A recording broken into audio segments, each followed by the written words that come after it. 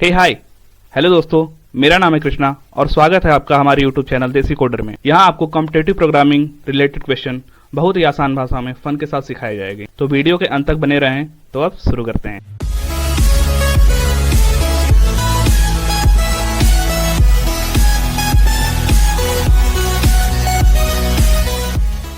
तो बस यार बिना कोई देर के आते हैं अपने हैकर रैंक के डैशबोर्ड पे। और आज हमारे 30 डेज ऑफ कोड सीरीज का डे 26 है। तो बस आते हैं अपनी प्रॉब्लम पे। और आज हमारे डे 26 की प्रॉब्लम है नेस्टेड लॉजिक। ठीक है, तो बस आते हैं अपनी प्रॉब्लम पे और देखते हैं। तो आज हमारे डे 26 का क्वेश्चन है नेस्टेड लॉजिक। और जैसा कि यहाँ पे हमारा प्रॉब्लम दिया हुआ है और इसका ऑब्जेक्टिव दिया हुआ है, today's challenge put your understanding of nested conditional statement to the test. ठीक है, तो आज जो भी हम क्वेश्चन करेंगे वो हमारे नेस्टिंग के ऊपर आधारित है। ठीक है, जो भी हम अपने कंडीशनल स्टेटमेंट में यूज करते हैं। अगर आपने कंडीशनल स्टेटमेंट की वीडियो नहीं देखी है तो आप हमारे चैनल देसी कोडर का विजिट कर सकते हैं, क्योंकि मैंने बहुत ही अच्छे तरीके से कि हमारा जो भी कंडीशनल स्टेटमेंट है वो काम कैसे करता है उसके बारे में बहुत ही ब्रीफ में और अच्छे तरीके से समझाया। ठीक है, तो आप वो वीडियो देखना ना भूलें हमारे चैनल देसी कोडर पे। ठीक है, you already have the knowledge to complete this challenge. ठीक है, तो इस चैलेंज को कंप्लीट करने के लिए जो भी हमें नॉलेज चाहिए वो हमने पहले ही कंप्लीट कर ली है। तो but check out the tutorial tab for video on testing. ठीक है, तो आते हैं अपने ट्यूटोरियल पे और देखते हैं आज के क्वेश्चन में यूज होने वाले बेसिक्स। ठीक है, ओफो यहाँ पे तो कोई ट्यूटोरियल ही नहीं है। ठीक है, तो आप परेशान ना हो ना, जो भी ट्यूटोरियल में चीज़ें रहती हैं वो मैंने अपने वीडियो में बता दी है, जो भी हमने प्रीवियस में डाली थी कंडीशनल स्टेटमेंट पे। ठीक है, तो आप वहाँ से उसको कंप्लीट कर लेना। और बस अब हम वापस आते हैं अपने प्रैक्टिस चैलेंज पे। ठीक है, ठीक है, तो यहाँ पे हमारा टास्क दिया हुआ है, your local library need your help. ठीक है, तो जो भी हमारी लोकल लाइब्रेरी जैसे कि हमारे कॉलेज में होता है, स्कूल में होता है, तो हमें एक हेल्प की जरूरत चाहिए, ऐसा क्वेश्चन बोल रहा है। हमारे कॉलेज वालों ने नहीं बोला है। ठीक है, तो given the expected and actual return date for a library book. तो किसी भी कोई बुक है उसकी जो एक्सपेक्टेड है और एक एक्चुअल रिटर्न डेट होती है। ठीक है, तो उसी के बारे में कुछ करना है हमें। ठीक है, create a program that calculate the fine if any the fee structure is as follow. ठीक है, तो हमें एक फाइन का प्रोग्राम लिखना है, जो भी हमारे बुक है लाइब्रेरी से लिए गए उन पे फाइन लगाएगा।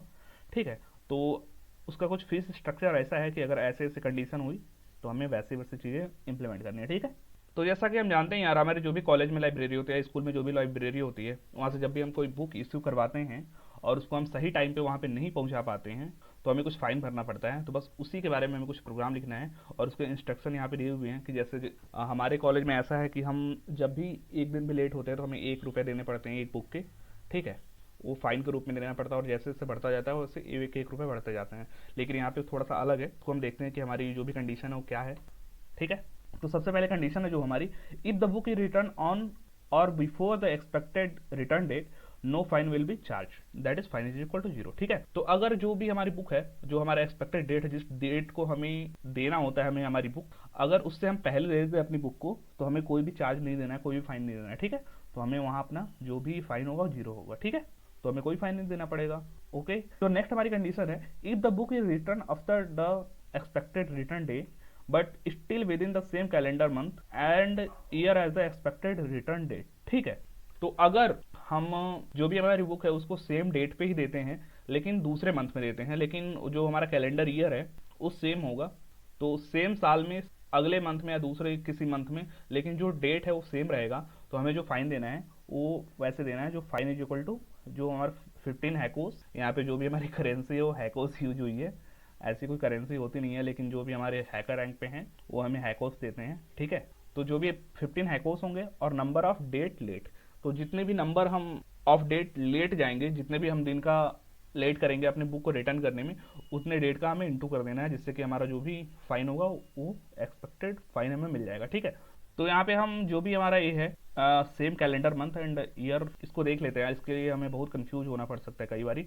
तो जो हमारा सेम कैलेंडर मंथ और सेम ईयर है, इसका कॉन्सेप्ट ऐसे है कि जब भी हम कोई बुक लिए हैं और उसको रिटर्न करना है, तो जो भी लाइब्रेरी होती है ना, जैसे कि हमारे कॉलेज की लाइब्रेरी है, वहाँ पे हमारा डेट फिक्स है कि हमारे जो भी ब्रांच है सीएसआईटी के बच्चे वो ट्यूसडे को जा सकते हैं और फ्राइडे को जा सकते हैं। ठीक है, तो हमें केवल उसी दिन जाना होता है। तो हम जब भी हमें बुक रिटर्न करनी होती है तो हम केवल इसी दिन पे जाके रिटर्न भी कर सकते हैं और ले भी सकते हैं। ठीक है, तो ऐसा कुछ होता है कि जो भी हमारा सेम कैलेंडर मंथ है, तो कैलेंडर जैसा कि हम भी जब कोई बुक लिए और हमें वापस करनी है तो हम सेम डे पे ही जाएंगे और वो अगले मंथ में आ सकता है। ठीक है, अगले वीक में आ सकता है, लेकिन यहाँ वीक से कोई मतलब नहीं है। तो अगले मंथ में आएगा, ठीक है, और या तो अगले ईयर में आएगा सेम चीज, ठीक है। तो लेकिन हमें जो भी अपनी कंडीशन दी हुई है यहाँ पे, उसमें सेम कैलेंडर मंथ है और सेम कैलेंडर ईयर है, ठीक है।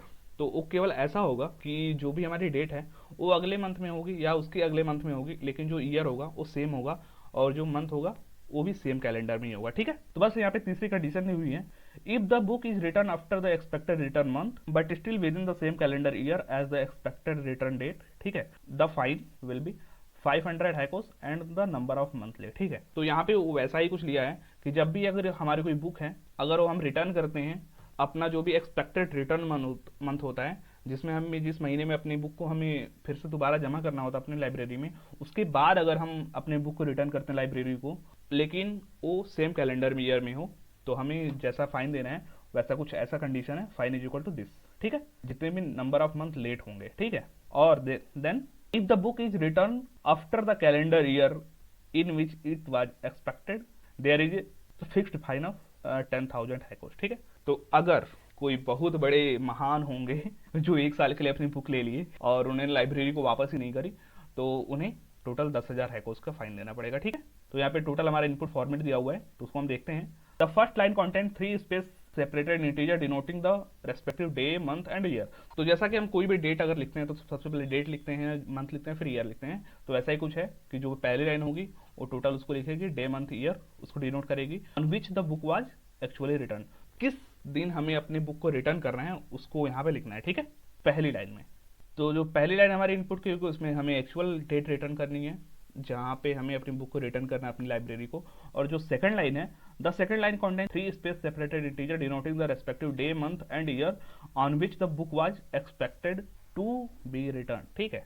और जो सेकंड लाइन हमारी रहेगी उसमें जिस दिन हमें एक्सपेक्टेड था कि हमें उस दिन अपनी बुक को रिटर्न करना है तो हम उसको लिखेंगे, ठीक है।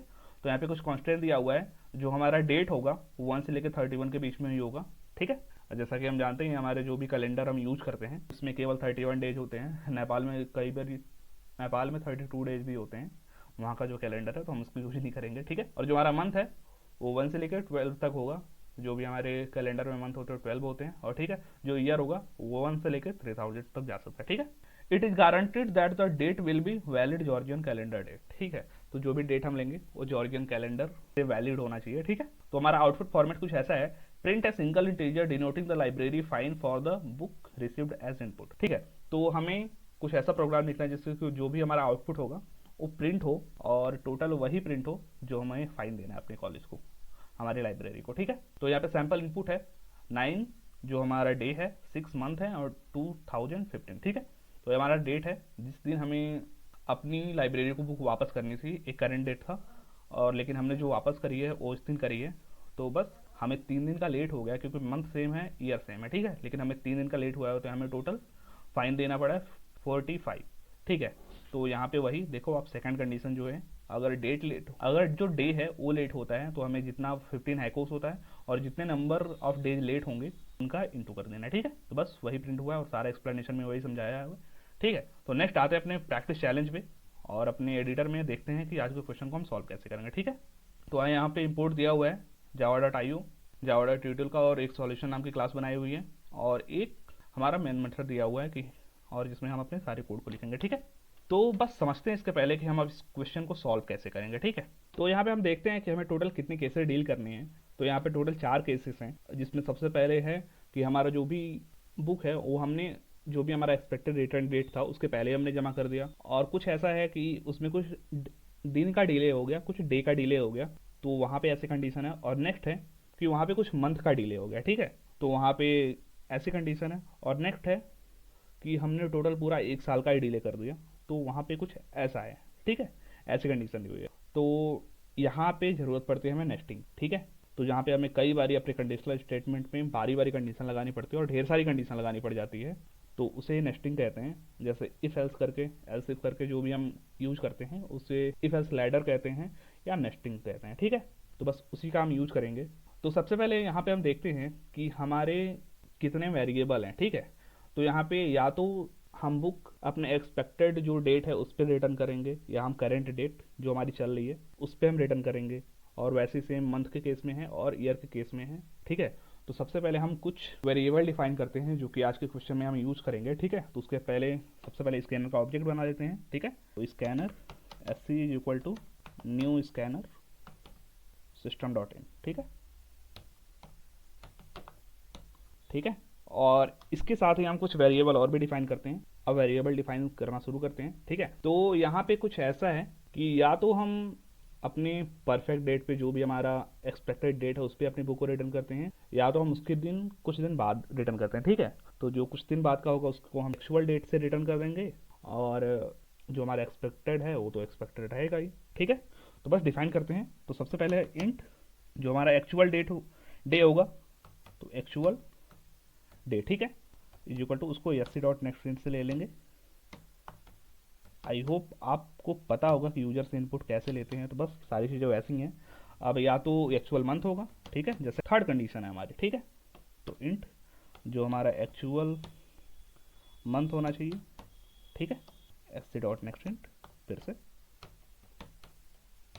और या तो हमारा जो भी है एक्चुअल ईयर, ठीक है।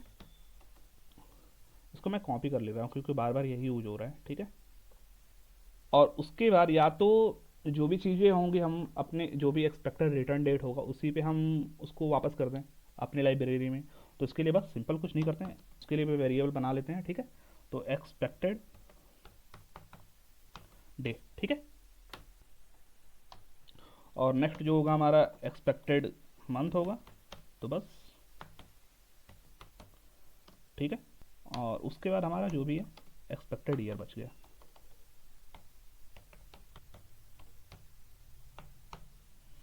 बस हो गया हमारा जो भी वेरिएबल डिक्लेयर करना था। और एक हमारा जो वेरिएबल बच जाता है वो फाइन है, जो भी हम फाइन अपना यूज करेंगे, ठीक है। तो बस इंट फाइन, बस, ठीक है। अब आते हैं अपनी सारी कंडीशन पे। तो यहाँ पे सारी कंडीशन दी हुई हैं जो मैंने पहले ही समझा दी हैं। तो हम इसको स्टार्ट नया शुरू करके लास्ट से लेके चलते हैं, ठीक है। तो बस अब देखते हैं कि हम अपने क्वेश्चन को करते हैं, ठीक है। तो यहाँ पे जो सबसे लास्ट कंडीशन है वो अगर सेम कैलेंडर ईयर में नहीं वापस कर पाता है तब उसके लिए है, ठीक है। मतलब आफ्टर जो भी हमारा एक्चुअल ईयर है उसके बाद अगर वापस करता है तो उसके लिए है, ठीक है। तो बस अपनी कंडीशन स्टार्ट करते हैं। तो इफ अगर जो हमारा एक्चुअल ईयर बड़ा होगा हमारे एक्सपेक्टेड ईयर से, तो हमें सिंपली रिटर्न करना है उसको, जो भी हमारा फाइन हो जाएगा वो 10,000 हैकोज हो जाएगा, ठीक है। तो बस कंप्लीट। और अगर ऐसा नहीं होता है तो हमारी तीसरी कंडीशन काम आएगी, ठीक है। तो एल्स इफ, ठीक है। तो यहाँ पे हमारे मंथ से रिलेटेड है, तो जो हमारा एक्चुअल मंथ है अगर वो बड़ा होगा हमारे एक्सपेक्टेड मंथ से, और साथ ही साथ उसको हमें अपने कैलेंडर ईयर में भी रखना था, ठीक है, जो भी हमारी तीसरी कंडीशन है, ठीक है, सेम कैलेंडर ईयर। तो साथ ही साथ एंड जो हमारा एक्चुअल ईयर है वो बड़ा और बराबर होना चाहिए हमारे एक्सपेक्टेड ईयर से, ठीक है। अब हमें जो हमारा फाइन है उसको कुछ यहाँ पे जो कंडीशन दी हुई है फाइन इज इक्वल टू, तो इससे लिखना है, ठीक है। तो बस लिखते हैं। तो जो हमारा फाइन होगा वो बराबर होगा 500 हाइकोस, ठीक है। तो 500 इंटू जो भी हमारा यहाँ पे नंबर ऑफ मंथ लेट, कितने मंथ लेट हुए, तो ठीक है। तो जो हमारा एक्चुअल मंथ होगा उससे हम एक्सपेक्टेड मंथ को सब्ट्रैक्ट कर देंगे, तो हमारा जितने मंथ लेट हुआ उतना मिल जाएगा, ठीक है। तो बस लिखते हैं एक्सपेक्टेड, ठीक है। तो बस ये हमारी थर्ड कंडीशन कंप्लीट हुई। फिर आते हैं नेक्स्ट अपने सेकंड कंडीशन पे। तो यहाँ डे से रिलेटेड है, तो बस फिर से वही अपने स्टेटमेंट में चलते हैं, तो ठीक है। नहीं तो एल्स इफ, अब देखो अगर हमारा जो एक्चुअल डेट है तो हम डेट से चलेंगे। तो जो भी हमारा अगर एक्चुअल जो डेट है अगर वो बड़ा होगा हमारे एक्सपेक्टेड डेट से, और साथ ही साथ इसको एक और कंडीशन फॉलो करनी है, और सेम कैलेंडर ईयर में भी होना चाहिए। यहाँ पे पहले से कैलेंडर मंथ में भी होना चाहिए, वो भी यहाँ पे दिया हुआ, और सेम कैलेंडर ईयर में भी होना चाहिए, ठीक है। तो उसके लिए बस हम कंडीशन अपनी लिखते हैं। तो जो भी हमारा एक्चुअल मंथ है वो बड़ा और बराबर, क्योंकि इसको लेके भी चलना है, ठीक है। तो एक्सपेक्टेड मंथ, ठीक है। और साथ ही साथ एक और कंडीशन थी जो ईयर की कंडीशन है, ठीक है। तो जो भी हमारा एक्चुअल ईयर है अगर बड़ा और बराबर होगा हमारे एक्चुअल एक्सपेक्टेड, अगर ऐसी कंडीशन है तो हम जो हमारा फाइन हो जाएगा fine is equal to 15 into जो हमारे नंबर ऑफ डेट है, ठीक है। तो बस जो हमारा एक्चुअल डे माइनस हमारा जो भी एक्सपेक्टेड डे होगा, ठीक है। तो हमें जो हमारा फाइन है वो रिटर्न करना है ऐसे। तो यहाँ तक हो गई हमारी सेकंड कंडीशन तक, ठीक है, नीचे से लेके। अब हमारी जो बची फर्स्ट कंडीशन, अगर जो भी हमारी बुक थी वो एक्सपेक्टेड रिटर्न डेट से पहले ही हमने जमा कर दी तो हमें कोई फाइन नहीं देना है। तो बस सारे केस हमने हैंडल कर ही लिए थे, तो बस simple else fine is equal to 0, बस हो गया। और साथ में ही हमें अपने जो भी हमारा आउटपुट आ रहा है उसको प्रिंट कर देना है, जो भी हमें फाइन था। तो बस system dot out dot println और जो भी हमारा फाइन आ रहा था बस खत्म। और साथ ही साथ अपने स्कैनर को क्लोज कर देंगे, तो यस डॉट क्लोज। स्कैनर को क्लोज करना एक अच्छी आदत होती है, तो हम इसको बनाएंगे साथ में। और बस यहाँ तक हमारा कोड कंप्लीट हुआ, सारे केसेस हमने हैंडल कर लिए। अब अपने कोड को हम रन करते हैं और देखते हैं, ठीक है। तो बस ठीक है, कॉन्ग्रेचुलेशन, हमारे सारे सैंपल टेस्ट केस पास हुए, ठीक है। यहाँ पे एक ही सैंपल टेस्ट केस दिया हुआ था, ठीक है। तो नेक्स्ट अपने कोड को सबमिट करते हैं और देखते हैं। ओके, तो ठीक है, हमारा कंपाइलर मैसेज आ गया सक्सेस, और हमारे जो भी सारे टेस्ट केस थे वो सारे पास हुए हैं, ठीक है। तो डबल कॉन्ग्रेचुलेशन साथ में साथ। और वापस आते हैं अपने कोड में और देखते हैं कि आज के क्वेश्चन को हमने सॉल्व कैसे किया, ठीक है। तो यहाँ पे जो भी हमारी कंडीशन सारी दी हुई थी उसको हमने सारे को फॉलो किया और उसी के साथ हमने अपने क्वेश्चन को सॉल्व किया, ठीक है। तो यहाँ पे पहले ही जैसा कि हमारी सॉल्यूशन क्लास दी हुई थी और जो हमारा मेन मेथड था वो भी यहाँ से स्टार्ट था, और यहाँ पे हमने कोड लिखा, जो भी हमारे इनपुट और आउटपुट लेने थे वो सारे हमने खुद ही लिखे हैं और हमें लिखना भी था।